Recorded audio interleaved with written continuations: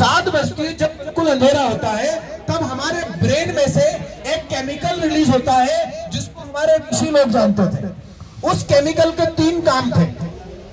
पहला काम नींद लाना, इसलिए आज भी व्यक्ति को 8 बजे के लगभग सुस्ती आती है रात को।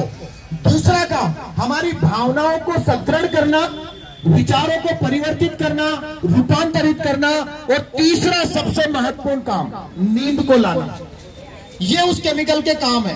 अब आपको अपने बच्चों की भावनाओं को बदलना है तो 10-15 साल पीछे जाइए, 20 साल पीछे जाइए।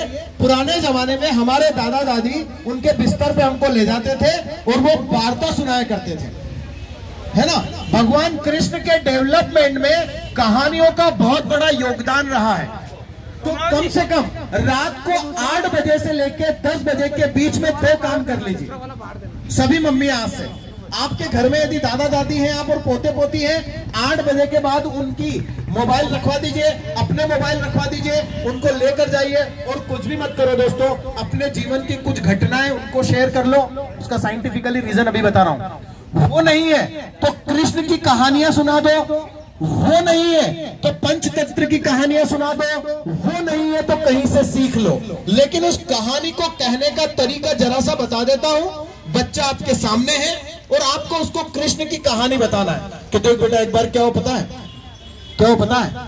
जब तक बच्चा नहीं बोला हाँ क्या, तब तक आपको आगे नहीं बढ़ना है। सुन तो सही, पता है क्या है, क्योंकि उसका इन्वॉल्वमेंट, हमारे बच्चों का इन्वॉल्वमेंट हमारे घरों के अंदर से कम होता जा रहा है, हर चीज में, हर चीज में।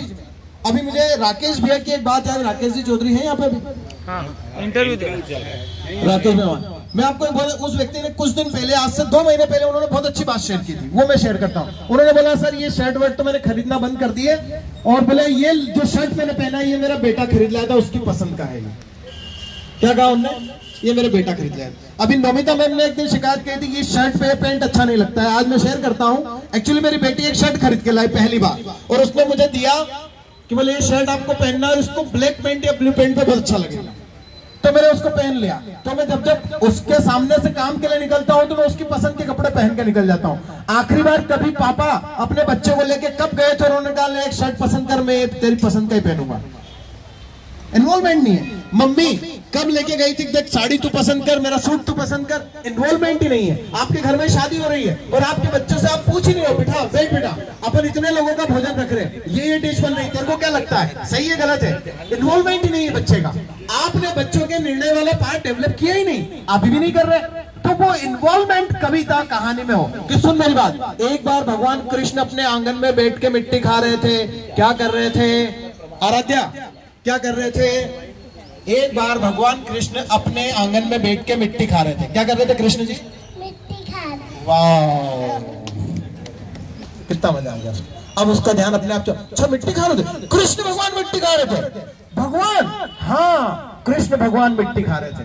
फिर क्या होता पता है, किसी ने देख लिया और किसी ने मम्मी को जाके अंदर कहा कि देख तेरा कान्हा, आराध्या देख तेरा कान्हा क्या कर रहा है, मिट्टी खा रहा है। मैया दौड़ के आई, बोले अब क्या करेगी मैया, मुंह खोल। तो हमने वो ईटिंग शुगर फलाना ढंका सिखा दिया है ना, नो नो नो नो, है ना।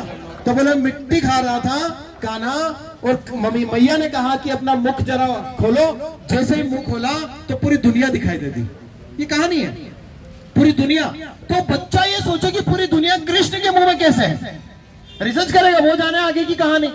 लेकिन आपने एक बार सुना दिया, अब होगा क्या ये भी सुन लो। आपको कृष्ण के गुण डालना है। किसी भी गर्भवती महिला को आप कहोगे कि तू गीता पढ़, और उससे ये उम्मीद करोगे कृष्ण के गुण किसी कीमत पर नहीं आएंगे। लिख लो, रिसर्च किया है 10 साल। आप एक गर्भवती महिला से कह रहे हो कि रामायण पढ़, तेरे अंदर राम के गुण आएंगे, नहीं आएंगे। रीजन है उसके पीछे, क्योंकि वो पढ़ना सिर्फ उसके मन में चलेगा, और मन का संबंध बच्चे से है ही नहीं। अभी बच्चे का मन तो बाद में बनता है, कभी रिसर्च ही नहीं किया हमने। बनता क्या, अंदर बच्चे का नर्वस सिस्टम बन रहा है, वहां आवाजें जाए, वहां आवाजें जाए। वो गर्भवती महिलाएं कहानियां सुने, वो कृष्ण कैसे थे, राम कैसे थे, हनुमान जी कैसे थे, तो वो कहानियां उस बच्चे को परिवर्तित करेगी। जब आप एक बच्चे को रात को 8 से लेकर 10 के बीच में यदि आपने उसको कहानी सुना दी और यदि वो कहानी सुनकर सो गया, मैं आपको बता रहा हूं उसके जीवन में चमत्कार होने वाला है। आप बोलोगे कैसे? सुनिए पूरा प्रोसेस। रात को 8 बजे केमिकल निकलता है, उसका मुख्य काम क्या है? नींद लाना, भावों को बनाना, न्यूरॉन्स के बीच में कनेक्शन करना। और ये प्रोसेस जब से मजबूती के साथ रात को 11 बजे से लेकर रात को 1:30 बजे के बीच में होती है, यदि उस बीच में वो बच्चा सो गया, आपकी उस कहानी को, आपके उस थॉट को लेकर, तो कल सुबह आपको एक नया बच्चा दिखाई देगा। और ये वास्तविक सत्य है, इस पर रिसर्च करके बता रहा हूं। मैंने राकेश भैया का क्यों उदाहरण दिया भाई? इसलिए दिया क्योंकि इन्होंने कहा कि सर ये शर्ट जो, और हम गुरुजी के साथ बैठे, इन्होंने कहा ये शर्ट मेरे बेटे की पसंद का है। और बेटे का भाव यूं जुड़ गए, मेरा बाप मेरी पसंद का शर्ट पहन रहा है, मम्मी के भाव यूं जुड़ गए, मेरी मम्मी मेरे पसंद। तो सोचो वो मम्मी से वो लड़की एक दिन सोचेगी लड़का तो मेरी मम्मी की पसंद कह रही है, जो मेरी माँ मेरी पसंद का सूट पहन सकती है तो मैं उसके लिए कुछ भी कर सकती हूँ। आप दो तरीके से पेरेंटिंग कर सकते हो। एक ये कि आप पेरेंटिंग करो, बच्चों को सिखाओ और एक दिन बच्चा छोड़ के अमेरिका चले जाए। और एक पेरेंटिंग आप करो कि बच्चा आपको छोड़ के अमेरिका चले गया, वहां उसका जी घबराया, नहीं बॉस अपने माँ बाप के बिना नहीं, और वो अमेरिका से भाग के भारत की सेवा कर रहा है और आपकी भी कर रहा है। और माँ बाप को कभी सेवा की आवश्यकता नहीं है, कभी भी जरूरत नहीं है। जिस माता पिता ने बच्चे को पाल पोस के इतना बड़ा कर दिया, वो माँ बाप इतना मजबूर क्यों हुआ कि उसे सेवा की जरूरत है? आप ताउम्र अपने बच्चे की सेवा कर सकते हो, उसके भावों का निर्माण करना है। तो एक कहानी ले लीजिए। दूसरा, एक बात का ध्यान रखना, आपके घर में एक बेटा आया है, आपकी सुनता है नहीं सुनता है कोई बात नहीं, लेकिन आप अपना काम जारी रखें, उसे कहना जारी रखें कि आज ऐसी घटना हुई है, आज किसी लड़की के साथ किसी लड़के ने घटना की। हम क्या करते हैं मालूम है? हम बच्चे को सिखाने की कोशिश करते हैं कि देख तेरे कारण मेरी इज्जत खराब हो जाएगी, और उसके मन में ये बात आती है नहीं मेरे कारण कहां से इज्जत खराब हो जाए, तुम जानो तुम्हारी इज्जत जाने। ये बात, ये शब्द इस्तेमाल करने की आवश्यकता ही नहीं है, बिल्कुल नहीं है। आप सिर्फ उसे समाज का जिम्मेदार नागरिक बनाना है। तो आप क्या दिखा रहे हैं? अपने आप को दिखा रहे हैं या बच्चे को समाज दिखा रहे हैं? एक पिता अपने बच्चे को लेके गया और उसने सब दूर दिखा के घर लेके आ गया, बोले तुझे क्या दिखाई दिया? तो उसने उसके सारे व्यूज बता दिए, मुझे ये दिखाई दिया। जो बाप उसको दिखाने गया था उसने कुछ और ही देख लिया। पता है उसने क्या देखा? उसने देखा कि लोग बहुत गरीब है और हम अमीर है, पापा हमें उनकी मदद करना चाहिए। और आपको जानकर आश्चर्य होगा, बच्चा ये भाव लेकर पैदा होता है। अभी ये यशिका बोल रही थी मेरे से, सर बच्चा ये भाव लेकर पैदा होता है। आप ध्यान रखना, एक आपके घर पे कोई गाय आएगी, आपके घर पे कोई भिखारी आएगा, यदि उस घर के अंदर सबसे पहले किसी की संवेदना जागेगी तो बच्चे की जागेगी। देखना, ये ईश्वर का दिया हुआ पार्ट है संवेदना, इसलिए हम राम को संवेदनशील कहते हैं। उन्होंने जीवन भर अपनी संवेदनाओं को खत्म नहीं किया, और हमारे बच्चों की संवेदना हम खत्म करते हैं जब ये कहते हैं कि तुझे क्या करना फटे में टांग डाल के। ये आज राजकुमार सर खड़े, इनको क्या करना यार ये बताओ मुझे, मेरे को तो जानते भी नहीं थे। ये राकेश जी यहाँ खड़े, ये गर्ग जी यहाँ खड़े, इनको क्या करना? ये आदमी सुबह 5 बजे उठ के इंदौर के 85 वार्ड में योग क्लास चला रहा है, लोगों को समझा रहा है, फिर भी लोग इनके गले पड़ते थे। ये गर्ग जी, इनकी उम्र देखिए, अपर कलेक्टर रह चुके हैं, सुबह 5 बजे उठ के 2-2, 3-3 जगह क्लास लेके जा रहे, क्योंकि इनकी संवेदनाएं समाज के लिए। और हमने हमारे बच्चों की संवेदनाएं समाज के लेके खत्म कर दी, इसलिए वो अपराध कर रहा है। और मैं आपसे कह रहा हूं, संवेदनाएं डालने का सबसे अच्छा समय है रात को 8 बजे से लेके 11 बजे के बीच में।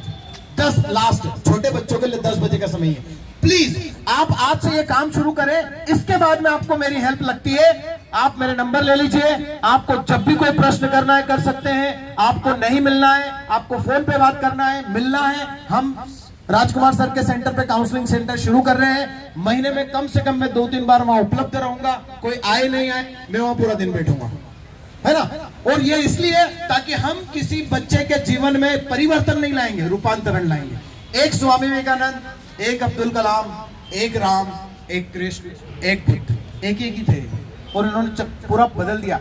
आज के बाद में यदि किसी को जन्म देना है ना, तो किसी स्वामी विवेकानंद को जन्म दीजिए। अभी दे चुके हो जन्म तो उसको बना सकते हो। एक बार कहिए मेरी चिंता छोड़ दो, तू समाज का अभिन्न अंग है। रात को 10 बजे अपने बच्चों को सोने से पहले बोलो धीरे से कि वंश इधर आ, सुन मेरी बात बेटा, मेरा तो छोड़, मैं तो नहीं चले जाऊंगा, लेकिन ध्यान रखना ये समाज तेरे पीछे है, इस समाज का बोझ तेरे कंधों पर है, तो तुझे एक जिम्मेदार नागरिक बनना है। क्या जिम्मेदार नागरिक नहीं बनेगा? वो किसी को टच नहीं करेगा।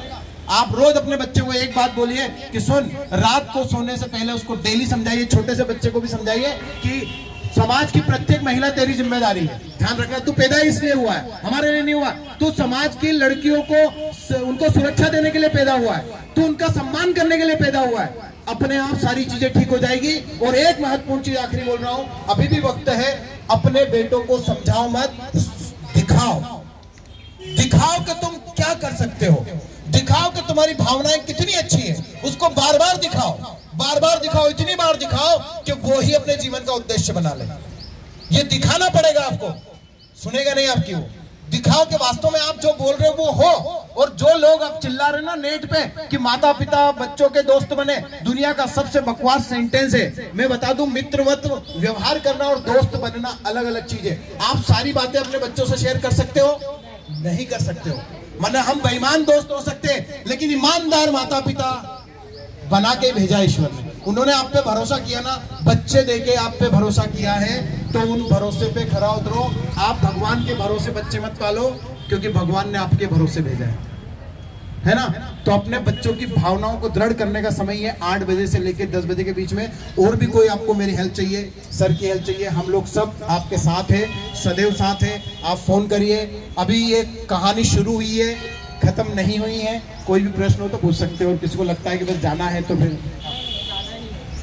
मेरा एक प्रश्न है। माइक लगाओ, माइक। आपने बोला कुछ समय पहले कि अपने को कोई काम करना है, घर में कोई कार्यक्रम करना है, तो पूछना चाहिए कि भाई इतने जने बुला रहे हैं या ये कर रहे हैं। जब मैं चाहती